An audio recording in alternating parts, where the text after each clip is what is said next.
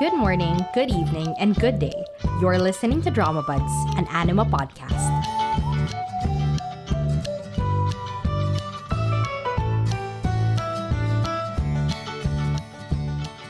So hello everyone, welcome to today's episode of Drama Buds. A new cycle of K-dramas started last month, so you know what that means. It's first impression season on the podcast. This week I'm doing See You in My 19th Life. Next week I'm going to review King the Land and Revenant. I know King the Land aired the same day, the same weekend as 19th Life, but it's 16 episodes, so I wanted to go for the halfway mark just to get a better picture of whatever's going on there. But that's next week's problem. Today we're talking about See You in My 19th Life. This has the same PD as mine. The writers they've done some movies or some smaller dramas, but to me, they're rookies. And it stars Shin Hye-sun, who I've seen in 30 but 17 and Stranger, and An Bo-yoon, who I've watched in Yumi Cells. So it's about someone who remembers their past lives in the middle of their new one.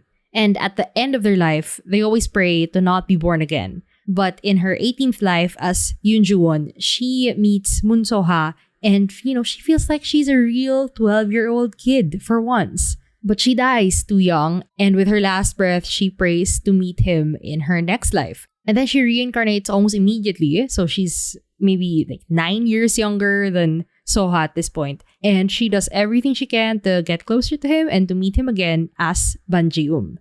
So yeah, this is my first impressions on the first half of the show. What's good so far, what's kind of bothering me, and the verdict on whether or not I will continue with no commitment. I'll commit to finishing it, or I will just drop it at this point.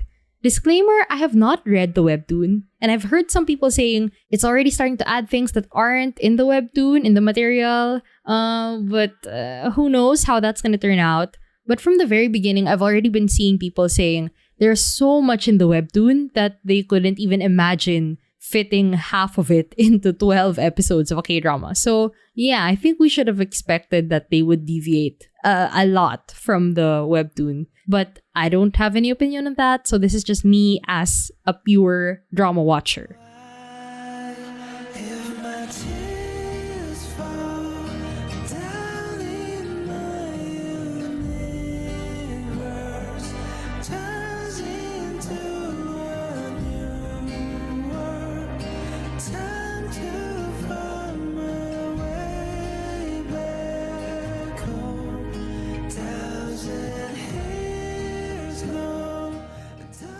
Starting with the good. Well, this is the best first episode I have watched this year.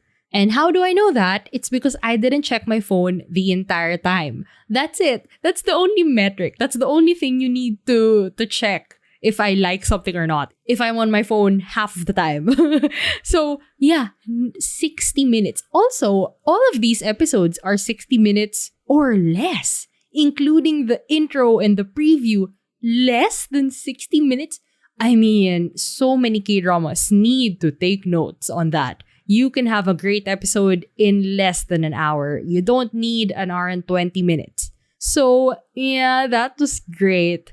I was immediately sucked into their world, into the characters and their traumas. And if you came here expecting, a straight up reincarnation romance, you would not expect the sadder turn that this show took. Because at first, it was just about Ji-um using her knowledge and her talents from previous lives to get ahead, to get out of her kind of troubled family.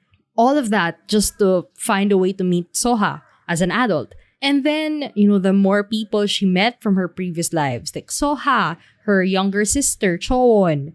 And from like a previous life, she met her niece, who is played by Cha Chong-hwa. So, very cute Mr. Queen reunion here between her and Shin Hye-sun. Love their dynamic. Anyway, yeah, so the more people that she meets from her previous lives, the more the show became about how loss really sticks with people, right? And they can still grieve for someone they lost so many years ago, so early in their lives.